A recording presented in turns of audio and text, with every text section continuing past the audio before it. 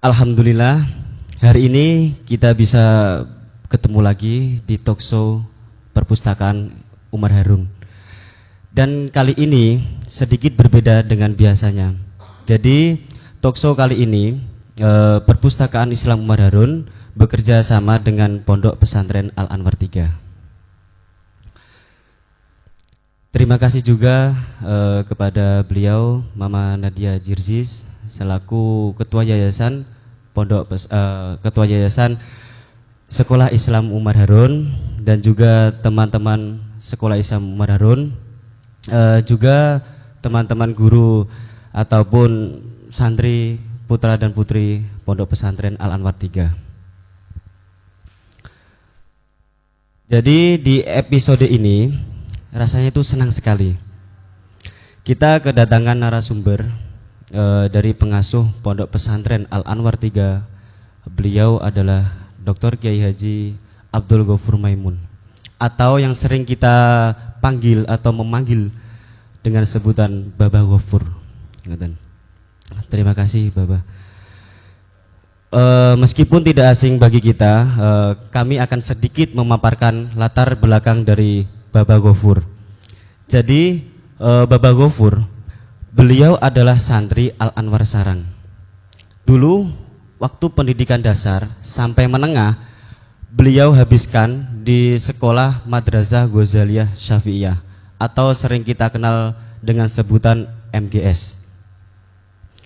Jadi beliau dulu juga sebagai ketua demu Dewan Murid di MGS itu 2 periode, dan itu juga salah satu sejarah baru bahwa santri ketika jadi demu itu 2 periode itu belum ada, dan itu pertama ada di Baba Ghafur.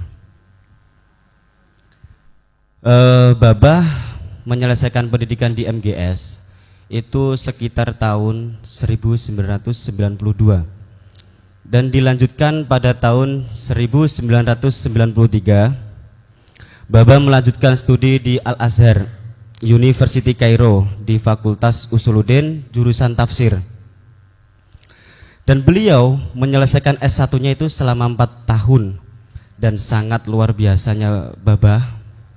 Jadi beliau itu mendapatkan nilai Jayyid Jidan atau summa cum laude, dan itu merupakan nilai di atas rata-rata bagi mahasiswa dari Indonesia yang kuliah di Al Azhar.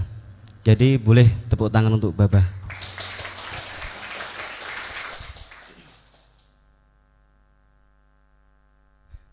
Rasanya seru banget. Kita akan mengobrol seputar Hari Santri dengan narasumber santri yang sangat luar biasa yang telah hadir di tengah-tengah kita. Jadi obrolan hari ini dengan tema apa peran santri di masa pandemi ini. Jadi kami kemarin tuh sudah menampung pertanyaan-pertanyaan dari teman-teman guru di Umar Harun dan juga teman-teman santri yang ada di Pondok Pesantren Al Anwar 3 untuk menyampaikan pertanyaan terkait tema yang telah kami sebutkan tadi. Baba, alhamdulillah banyak banget yang nitip pertanyaan terkait Hari Santri ini. Untuk pertanyaan pertama, santri itu sebenarnya siapa? Apakah hanya yang mondok yang dinamakan santri? Terus apa yang bisa dilakukan santri di masa pandemi ini? Monggo Bapak. Bismillahirrahmanirrahim. Assalamualaikum warahmatullahi wabarakatuh.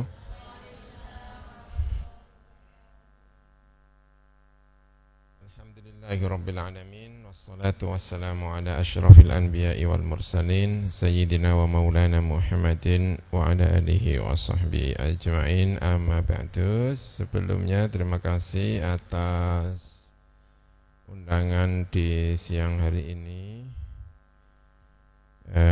Mohon maaf agak kelupaan, saya kira besok ya, ternyata hari ini ya. Mohon maaf.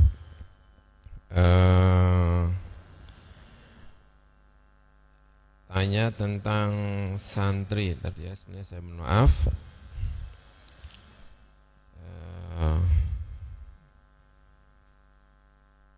Santri itu ini ya soal apa ya?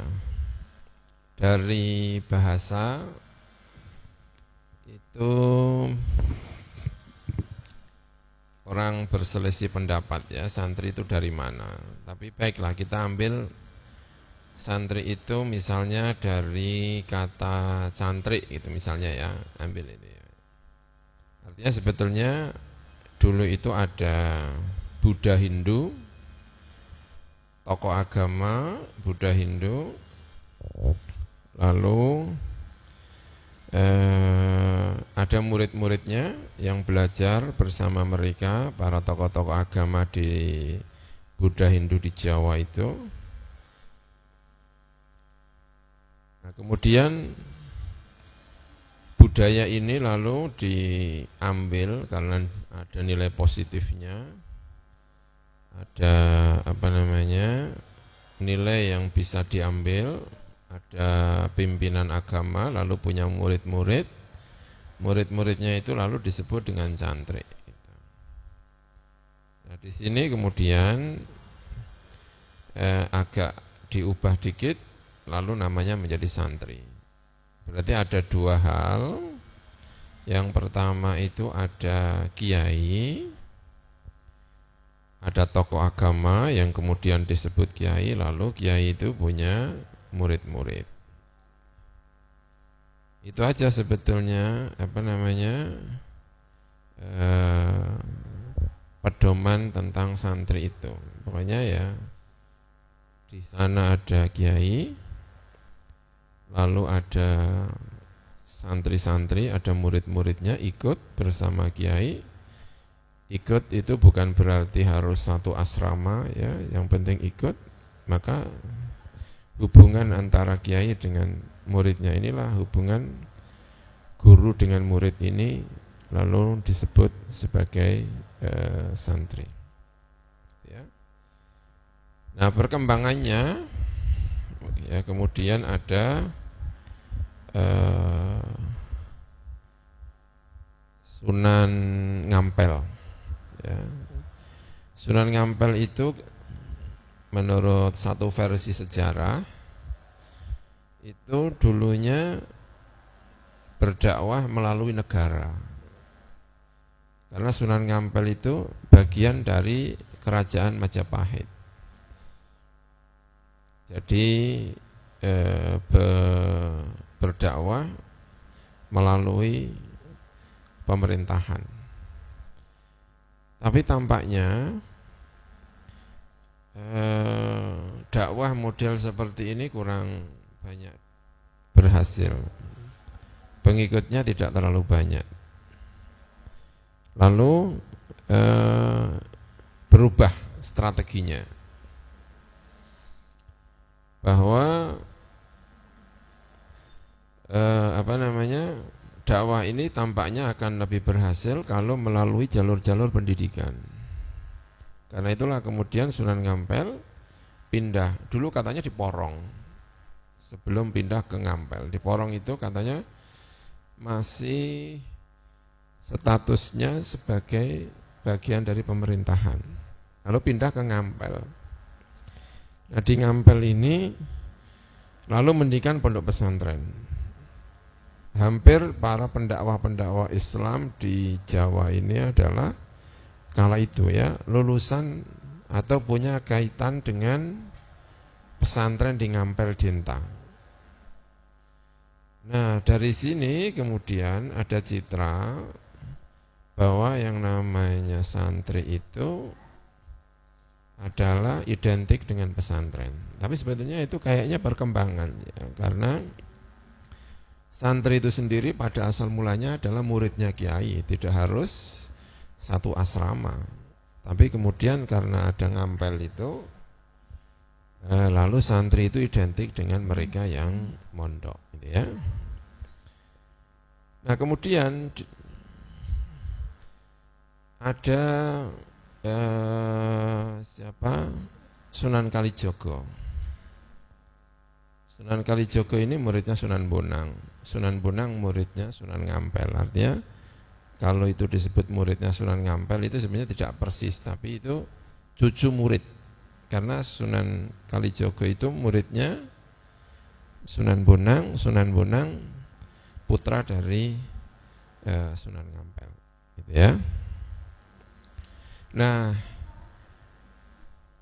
Sunan Kalijogo ini mengubah kembali citra santri itu tidak hanya di pondok pesantren, karena Sunan Bonang itu sunan yang pekerjaannya jalan-jalan.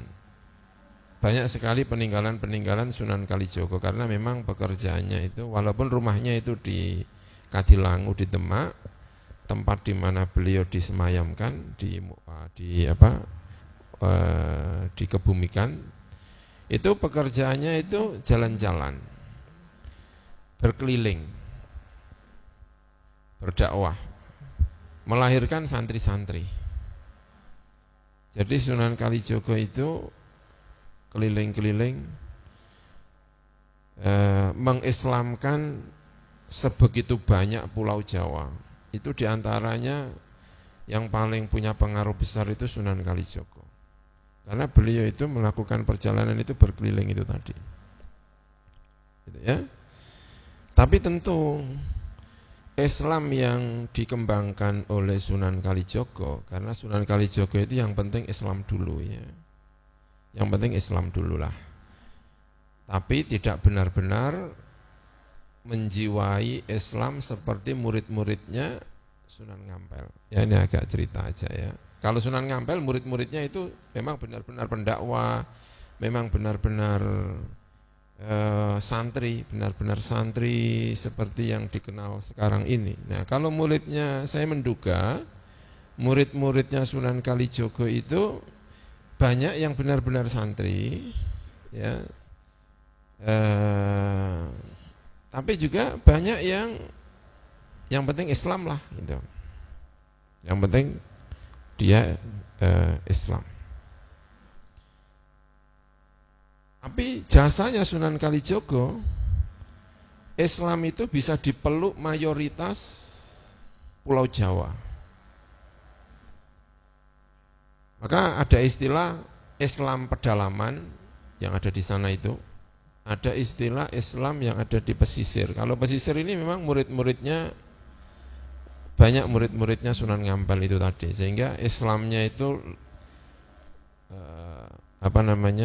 kuat sekali. Tapi kalau Islam yang ada di pedalaman ini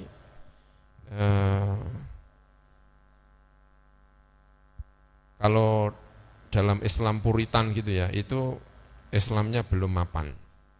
Gitu ya. Nah ini yang kemudian ya. Tahun 1960-an.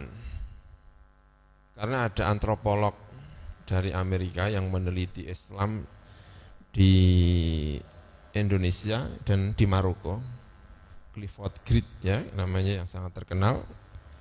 Itu kemudian melakukan penelitian dan menghasilkan 3 kelompok orang Jawa,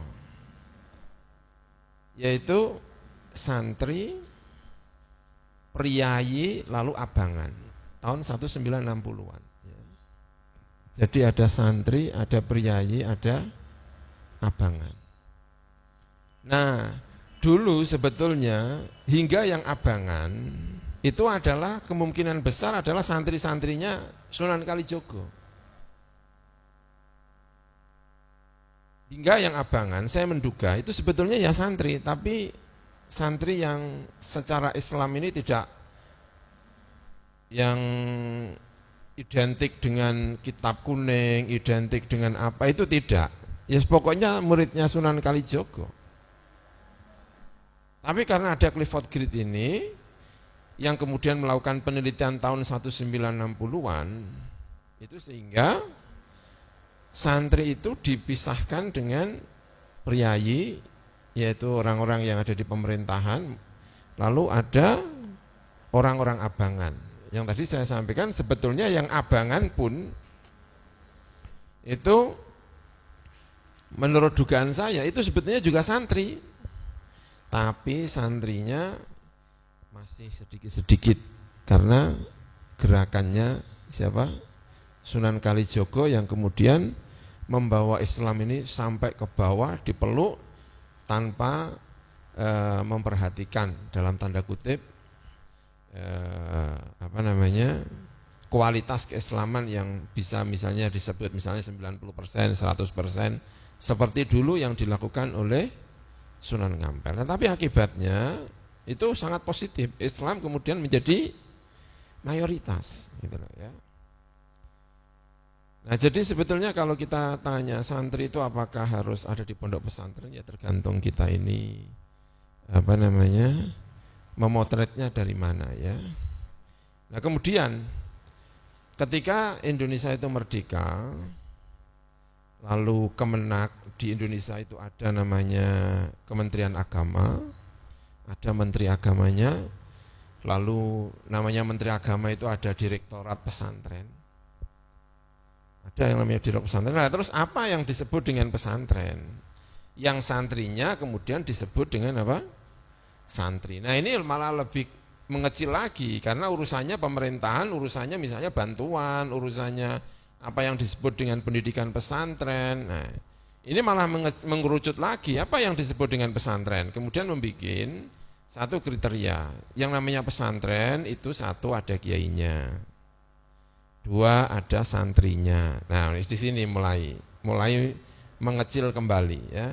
Ada santrinya, lalu ada masjidnya, ada asramanya, ada kitab kuningnya. Dulu tidak begitu. Muridnya Sunan Kalijogo yang abangan itu juga sebetulnya bisa disebut sebagai apa? Santri. Muridnya Sunan Ngampel bisa disebut juga santri. Nah, apalagi yang kemudian belakangan ini ketika di Kementerian Agama itu kemudian yang disebut pesantren dan santri itu ada rukunnya itu tadi. Ada asramanya, ada pondok pesantrennya itu, ya, ada asramanya, ada masjidnya, ada kiainya, ada muridnya, ada kitab kuningnya. Ini yang disebut dengan pesantren. Ini yang disebut dengan santri.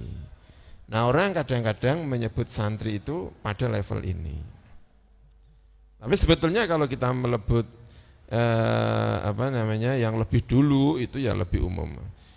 Atau kalau kita menyebut Clifford tadi itu nanti akan dibedakan mana yang abangan. Padahal abangan dulu itu tadi saya sampaikan dugaan saya itu juga sebetulnya santrinya Sunan Kalijogo. Jadi sebetulnya agak ruwet soal santri ini siapa yang disebut santiara. Kemudian ini diperingati, apalagi jadi tumpang tindih. Kemudian tahun 2015 ya, 2015 diperingati Hari Santri. Ini yang perkembangan terakhir. Hari Santri ini apa itu maksud dari santri ini? Ya pokoknya santri pendidikan agama lalu ditetapkan tanggal 22 Oktober 1945 pada saat itu. Itu hari apa? Itu adalah di mana Mbah Hasyim Asy'ari Hadratus Syekh, pahlawan nasional,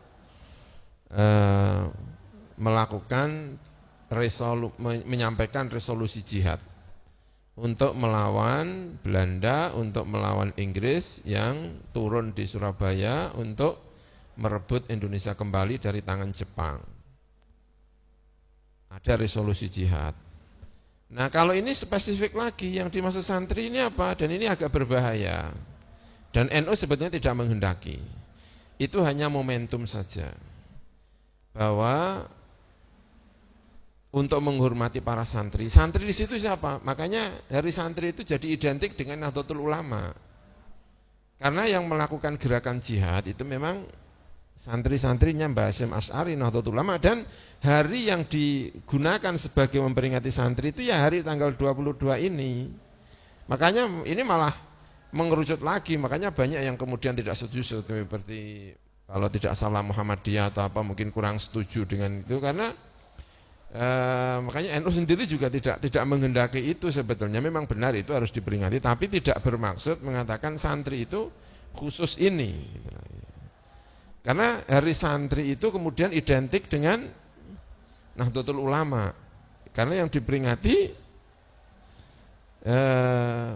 resolusi jihad melawan Inggris dan melawan Belanda ketika mau merebut kembali Indonesia dari dianggapnya ini jajahan Jepang, belum merdeka, masih miliknya Jepang. Jepang kalah, maka berarti kalah dengan sekutu pimpinannya adalah Inggris.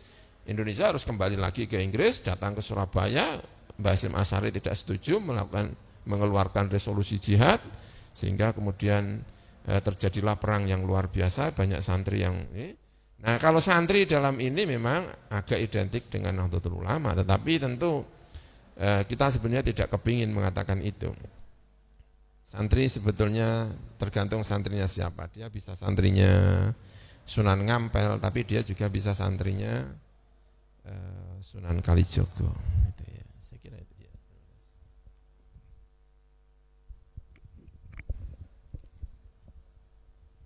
Terima kasih Bapak. Jadi tadi itulah jawaban dari Bapak.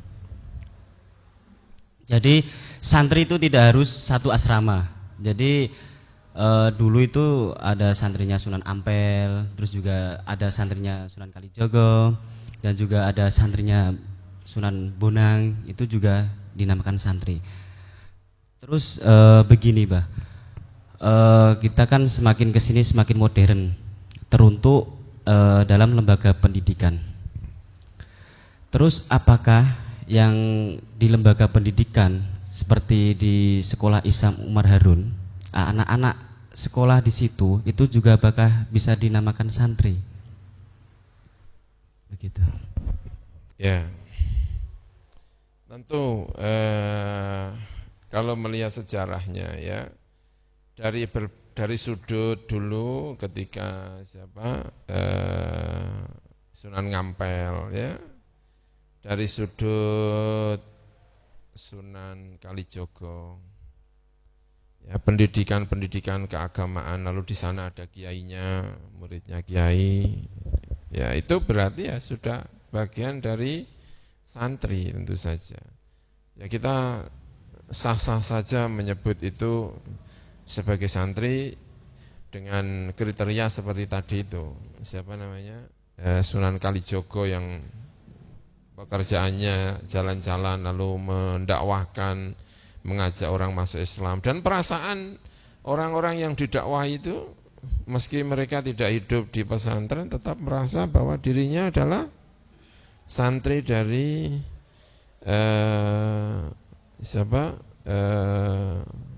Mbah Sunan Kalijogo ya. Kemudian ya, ketika ada resolusi jihad 22 Oktober 1945, yang mati itu luar biasa banyak sekali. Wong isinya itu kalau tidak salah 100 km atau 80 km gitu ya, saya kurang ingat-ingat lupa itu. Dari Surabaya hukumnya fardu ain untuk melaksanakan jihad. Nah, siapapun yang ikut jihad meski tidak pernah mengaji di pesantren, yang penting merasa menjadi muridnya Mbah Hasyim Asy'ari, terpanggil dengan resolusi jihad itu, yaitu dianggap sebagai santrinya Mbah Hasyim, tidak harus pernah mondok. Arek-arek Surabaya ada Bung Tomo, itu juga saya kira Bung Tomo itu juga tidak pernah ngaji secara khusus di pondok pesantrennya Mbah Hasyim Asy'ari. Yang wafat, yang datang dari jauh-jauh lalu ikut jihad, banyak yang mati, dihukumi mati syahid, tidak perlu disolati, tidak perlu ketemu membela NKRI, membela negeri ini. Itu juga banyak yang sebetulnya itu bukan anak-anak atau orang-orang yang pernah dididik secara khusus di pesantren, tetapi mereka punya kepedulian terhadap negeri ini, lalu percaya dengan fatwa yang dikeluarkan oleh Mbah Hasyim Asy'ari. Mereka semuanya dianggap sebagai murid Mbah Hasyim Asy'ari, dikenang sebagai hari santri. Ya mereka semua itu masuk Hari Santri. Ya.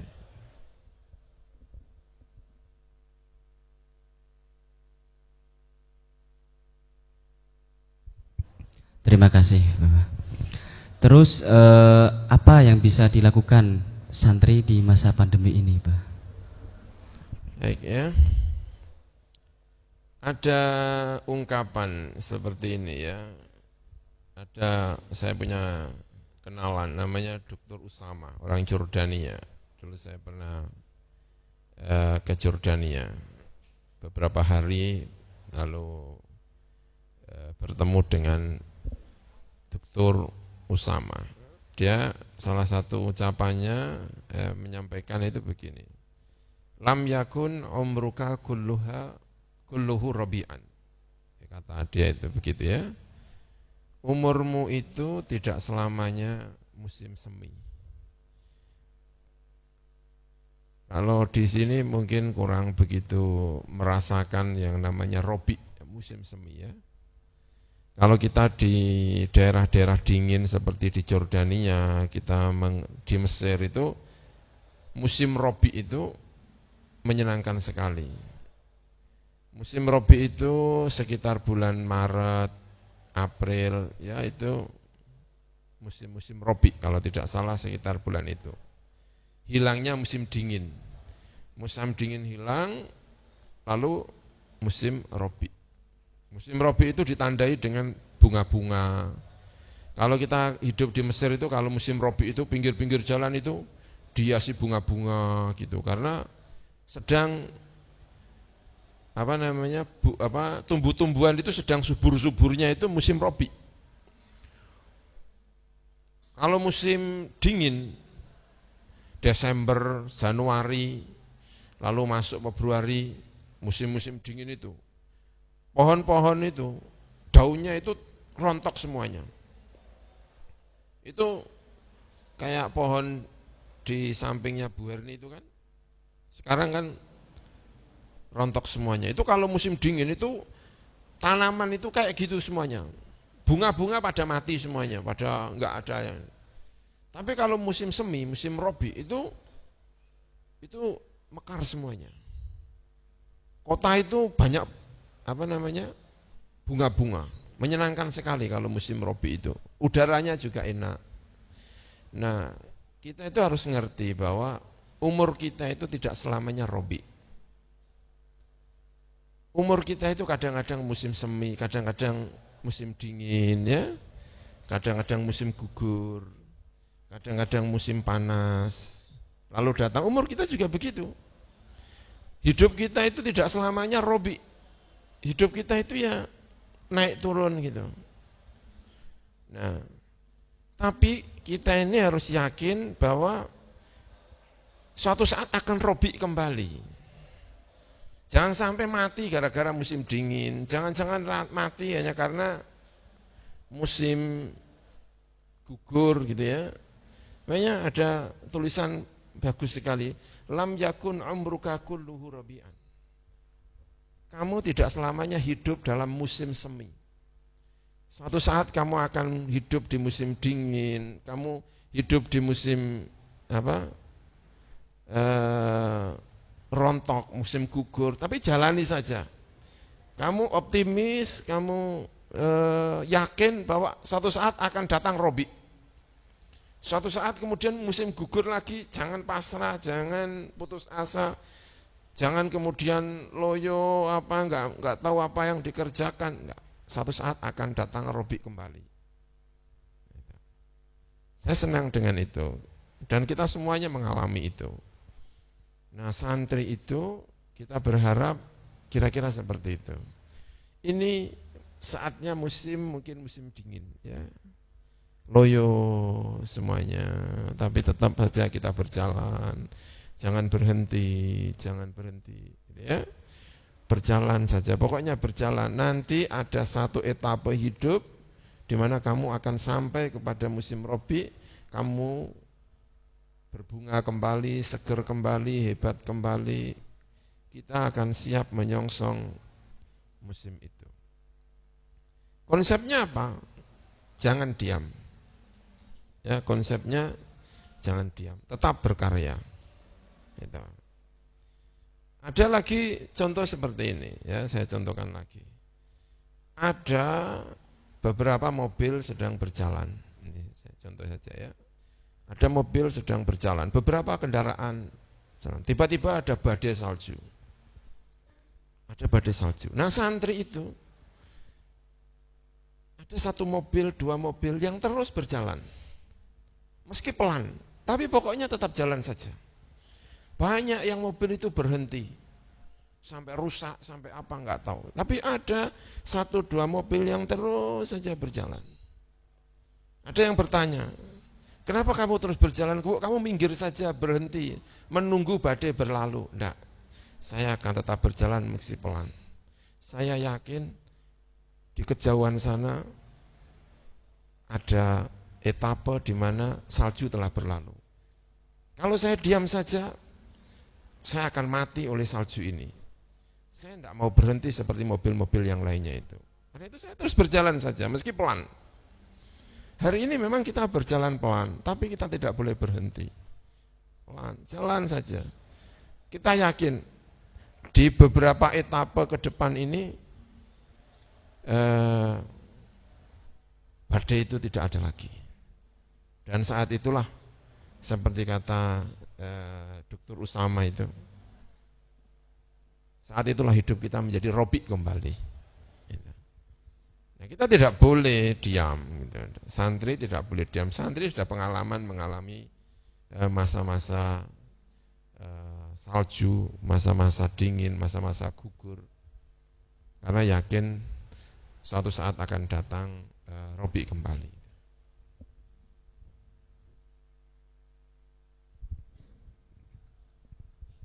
Baik, pertanyaan selanjutnya. Jadi santri itu kan juga identik dengan hikmah. Hikmah itu sebenarnya apa? Terus apakah di saat kita niat hikmah itu juga termasuk motivasi eksternal? Ngoten, Bapak. Orang itu harus bisa menilai sisi positif ya, yang tersembunyi di balik peristiwa-peristiwa negatif. Nah, orang yang sangat pandai memotret nilai positif dari peristiwa-peristiwa yang tampaknya negatif, itulah yang disebut dengan orang yang ahli hikmah. Orang sering mengatakan, saya kok sakit ini hikmahnya apa ya? Nah, itu artinya sebetulnya ingin mencari titik positif di tengah sesuatu yang negatif.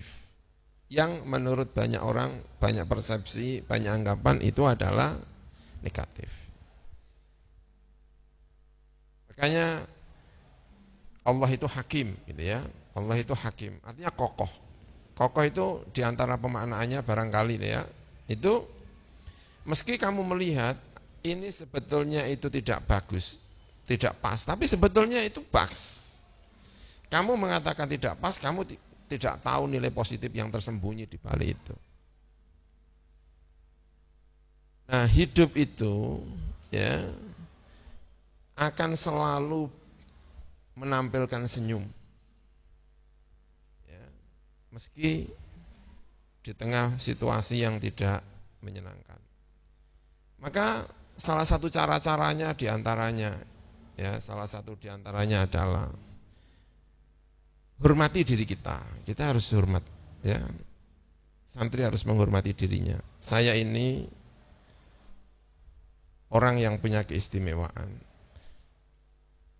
Maka perbanyak bergaul dengan orang yang mengerti kita. Orang yang mengerti kita. Hiraukan, sering-sering menghiraukan orang yang tidak mengerti kita. Karena orang yang mengerti kita itulah yang sebetulnya tahu tentang diri kita. Karena setiap orang itu punya nilai positif. Ada orang kurang menghormati terhadap kita, lalu ada orang yang menghormati terhadap kita. Pegang orang yang menghormati, karena dia sebetulnya tahu tentang diri kita. Barangkali dia lebih tahu daripada diri kita. Nah, kita itu sebetulnya orang-orang positif, orang-orang positif. Bukan orang-orang yang tidak ada gunanya di dunia ini. Maka berkawan dengan orang yang mengerti kita ini bagian dari motivasi hidup ya. Bagian dari motivasi hidup. Nah, kita sebetulnya berharap, kita yakin bahwa karena kita santri, bahwa kita ini sebetulnya memiliki nilai-nilai positif yang luar biasa dalam diri kita. Maka ya perbanyak teman yang mengerti tentang diri kita ini, ya, mengerti tentang diri kita. Insya Allah itu akan menjadi elan, menjadi semangat motivator dalam diri kita. Hal-hal yang ada di luar menjadi motivasi bagi kita. Internal kita juga baik. Kita akan tetap punya semangat untuk menjadi orang yang bermanfaat bagi diri kita, bagi orang lain, tidak pernah berhenti. Saya kira itu ya, terima kasih.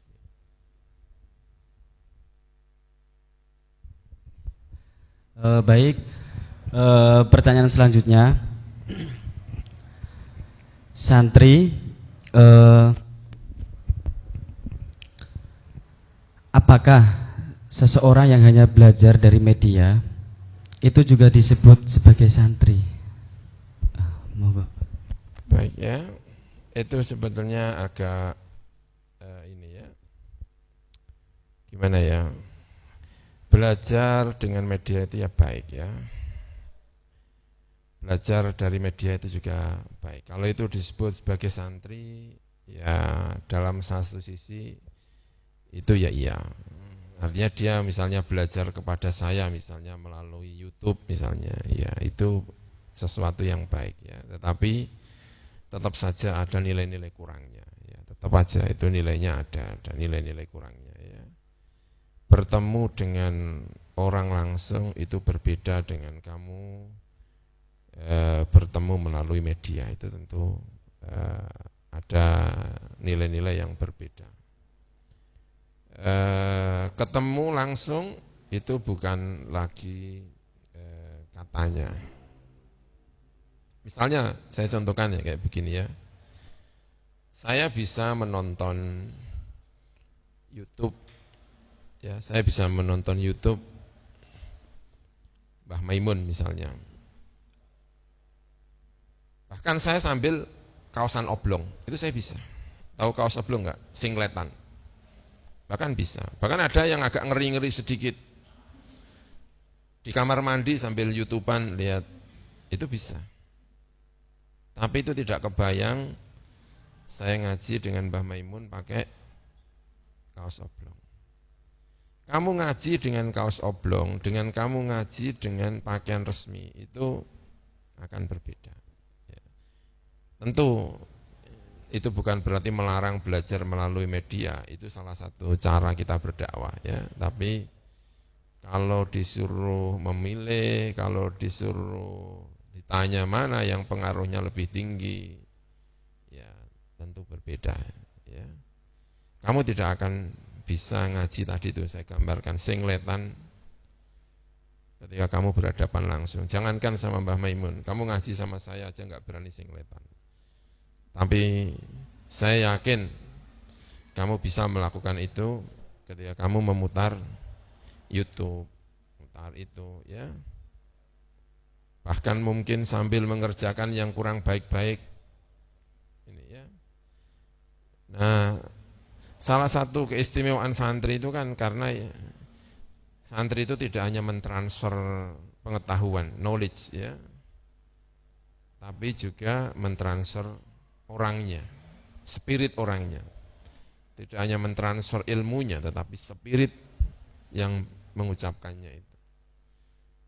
Merasa hidup bersama, nah itu yang kadang-kadang absen ketika kita belajar melalui media-media sosial. Ya, apalagi belajar melalui media sosial tanpa dibarengi dengan pengetahuan yang cukup, sehingga bisa dipengaruhi oleh banyak hal di mana sebetulnya dia kurang mapan di dalam bidang tersebut, sehingga dia sendiri kurang mengerti mana yang sebetulnya pas dan mana yang tidak pas.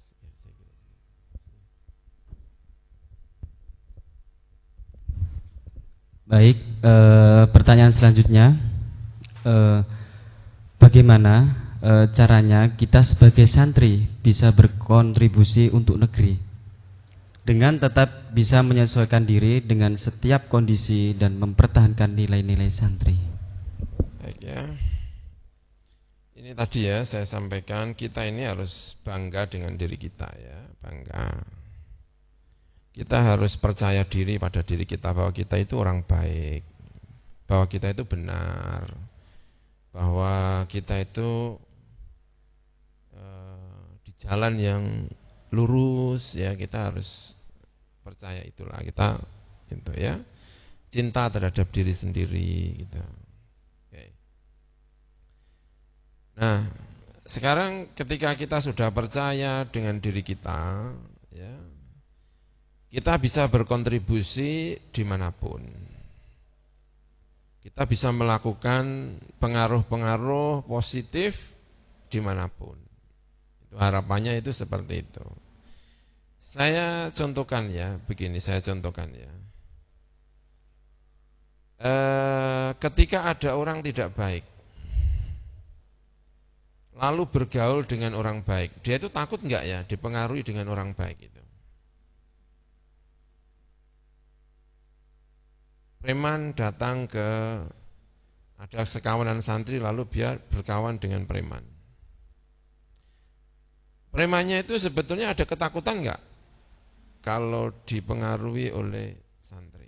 Gitu ya. Seringkali mereka tidak takut dipengaruhi. Bahkan perasaannya nanti pasti dia yang ikut saya pengaruhi. Gitu. Berarti itu artinya premannya itu pede. Preman yang pede itu. Nah, ketika ada preman yang pede seperti ini, aneh sekali. Ada preman sepede itu kok santrinya tidak pede, itu kan aneh ya. Kenapa, apa yang menjadikan ini? Akibatnya karena kita ini selalu ditakut-takuti, selalu di ini, itu akibatnya justru yang punya kepedean itu ini. Anak pang. Kenapa sih anak pang itu begitu masifnya? Karena mereka pede, menjadi anak pang itu pede. Dia bisa merekrut, bahkan merekrut santri-santri kita. Saya pernah dikeluhi oleh wali santri. Anak saya Gus, Masya Allah Gus, saya tidak sadar ternyata sudah dipengaruhi oleh anak-anak pang. Nah, kenapa santri-santri yang sudah pada tingkatan-tingkatan yang sudah cukup dewasa sebagai santri, kenapa masih saja punya rasa takut dipengaruhi, tidak pede menjadi santri? Tentu kita perlu menyesuaikan diri ya. Itu tentu kita perlu menyesuaikan diri dengan situasi, kita menyesuaikan sepanjang itu tidak bertentangan dengan hal-hal yang kaitannya dengan syariah. Gini ya, saya gambarkan ini ya. Apa sih yang dimaksud dengan pembaharuan? Mungkin biar mengerti letak persoalannya ada di mana. Kita ini dari ajaran Kanjeng Nabi itu sudah 14 abad atau bahkan menjelang 15 abad. Sekarang sudah 1442. Ya, kalau tidak salah ya kan? Itu berapa abad itu? 14 abad. 15 abad berjalan. Itu kalau dihitung kali, sungai, ya, kalau itu kita hitungnya pakai sungai, ya, itu panjang sekali, wong 15 abad, panjang sekali. Mungkin Kalau sungai ujungnya itu sekarang itu berada di sarang,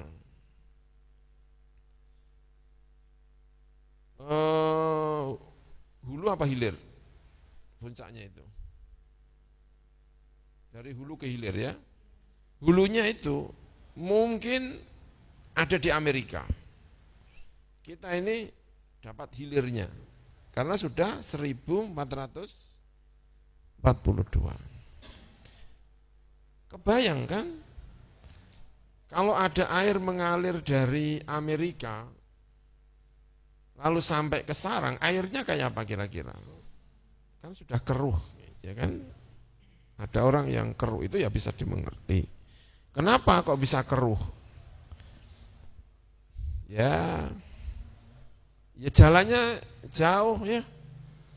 Dari mata air yang di Amerika sana sampai ke sini mungkin sampai Malaysianya ada yang ngeruhin, sampai mana lagi ya, dari Vietnamnya ada yang buang kotoran, sehingga sampai kita itu dalam keadaan keruh, gitu ya. Baik. Ada orang yang pengen cari jalan pintas, tapi menjadi aneh. Saya tidak mau hidup di Indonesia. Kenapa? Karena sungainya pasti keruh. Saya mending lompat aja dah ke Amerika. Dia tidak mau hidup di sini, dia langsung lompat ke Amerika. Wah, airnya jernih sekali. Karena dia hidup berada di sana. Tapi dia sebetulnya tidak hidup di alam ini, karena alamnya itu ya di sini ini. Dia itu lompat ke sana. Saya nggak membayangkan orang lompat ke sana itu. Wong sekarang itu memang airnya ada di sini, orangnya di sini kok dia lompat. Orangnya pasti aneh. Tapi ada orang yang sabar. Dan itu tugas kita. Saya lebih senang yang seperti ini. Kita itu yang sabar sajalah, sabar. Caranya gimana? Kita tetap ada di sini. Harus ada di sini. Karena memang kita hidup di sini, bukan di Amerika kita itu. Kita itu hidup di hilir ini, hidup yang ada di sana itu hidupnya Sayyidina Abu Bakar sana. Kita itu hidup di sini. Caranya seperti apa? Mari kita bersihkan air ini dari ujung sana sampai ke sini, kita cari yang murni-murni sehingga sampai di sini tetap airnya di tengah keruh-keruh itu kita tetap bisa mengambil yang bersih. Kita suling airnya itu. Tapi kita tetap berada di sini sehingga kita hidup itu sesuai. Ada orang yang nggak mau gitu, pengennya langsung ke sana, nggak mungkin dia sesuai. Mungkin dia soleh, mungkin dia menjadi orang yang soleh, tapi dia tidak hidup di zamannya. Dia ya kalau disebut orang soleh ya mungkin saja soleh itu, tapi aneh, dia bisa merusak orang yang ada di sini. Nah, kita sebaiknya tetap aja di sini, tetap aja di sini. Sehingga kita bisa menyesuaikan hidupnya yang ada di sini, ya. Orang kalau ke sana, wah,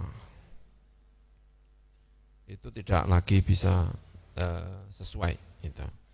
Nah, makanya hidup di ini itu agak repot karena menyaring air yang kepingin menjadi itu. Kita suling, kita pakai alat apa sehingga kita bisa mendapatkan kejernihan hari Nabi, pelajaran-pelajaran disampaikan Nabi kita, tapi kita tetap berada di sini, bukan di sana.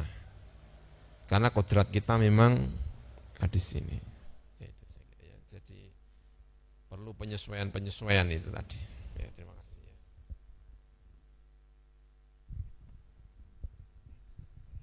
Alhamdulillah, tidak terasa ternyata sudah ke pertanyaan terakhir. Baik, pertanyaan terakhir. Jadi di tahun 2020 ini tema Hari Santri adalah Santri Sehat, Indonesia Kuat. Terus, bagaimana pendapat Baba dengan tema ini? Apa yang perlu kita lakukan selanjutnya? Baik ya. Kita ini mayoritas. kita ini mayoritas. Orang tidak bisa maju sendiri, itu tidak bisa. Kita itu hanya bisa maju kalau di sekeliling kita itu juga maju. Kita itu bisa sehat kalau di sekeliling kita juga sehat. Makanya vaksin itu salah satu filsafatnya kan itu. Kami tidak ingin menvaksin semuanya. Tapi sekian persen sudah divaksin, sehat, maka yang lainnya pasti akan sehat. Karena yang lainnya itu hidup di lingkungan yang sehat.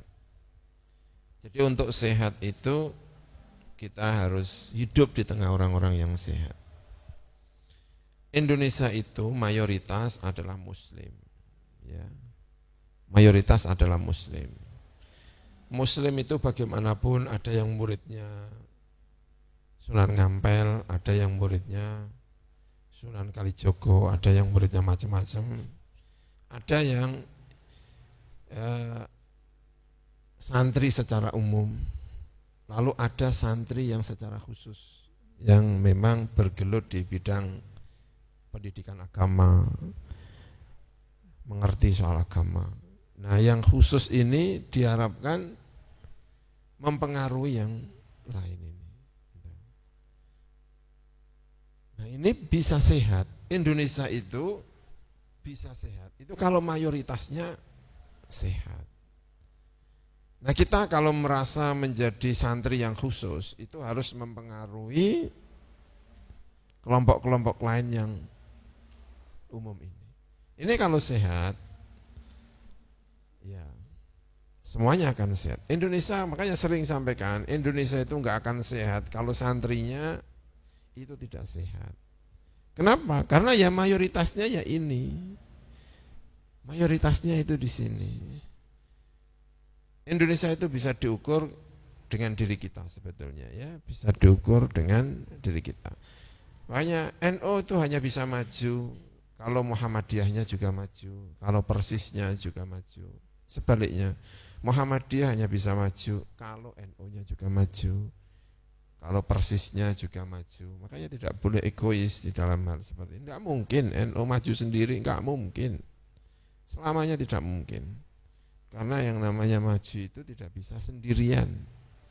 Kita misalnya punya core kebersihan terhadap sampah, kita enggak akan bisa hidup bebas sampah kalau itu hanya ditangani oleh Al-Anwar 3, Umar Harun, tidak akan bisa. Kalau kita tidak bisa mempengaruhi masyarakat di sekeliling kita, itu nggak bisa. Kita hidup sendirian, kita ingin punya pendidikan yang baik, nggak akan bisa kalau ajaran kebaikan ini hanya kita saja yang memiliki. Itu harus disebarkan ke seluruh kelompok. Ayo seperti ini. Nggak ada bangsa yang maju hanya sekeliling, nggak ada. Kalau bangsa itu maju berarti memang mayoritasnya maju. Kalau bangsa itu sehat, itu berarti mayoritasnya adalah sehat. Tadi itu loh, konsepnya vaksin itu ya. Tidak perlu menvaksin semuanya. 2/3 sudah divaksin. Maka yang 1/3 itu akan sehat dengan sendirinya. Kenapa? Karena dia hidup di lingkungan yang sehat. Gitu. Ya.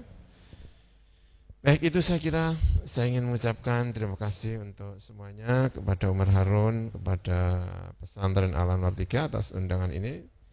Saya mohon maaf atas segala kekurangan. Saya kira tadi sudah sampaikan pertanyaan terakhir itu ya, saya sampaikan. Terima kasih. Wassalamualaikum warahmatullahi wabarakatuh.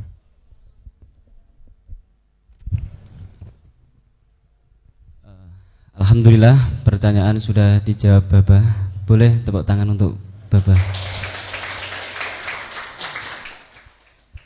Sebelum acara kami akhiri, kami minta doa terlebih dahulu untuk Bapak, untuk para santri-santri semua dan guru-guru Umar Harun. Semoga di masa pandemi ini tetap semangat dan berdaya untuk berkarya. Bismillahirrahmanirrahim. Alhamdulillahirabbil alamin. Hamdan yuwafi ni'amahu wa yukafi'u mazidah ya rabbana lakal hamdu kama yanbaghi li jalali wajhikal karim wa li 'azimi sultanik.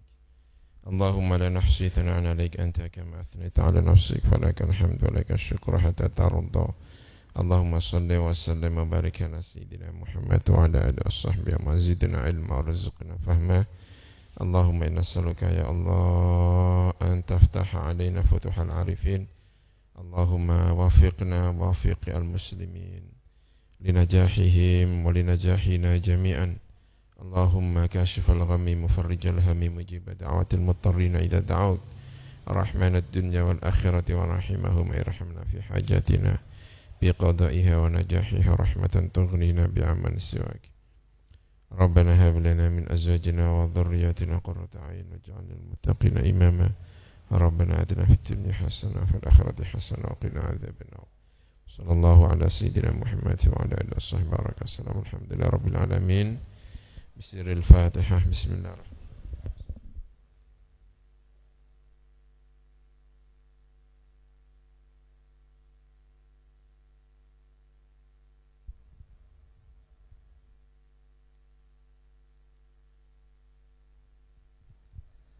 Demikianlah acara talkshow pada siang hari ini.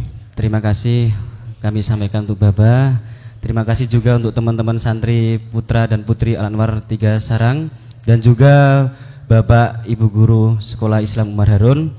Akhirul kalam ihdinas siratal mustaqim. Wassalamualaikum warahmatullahi wabarakatuh.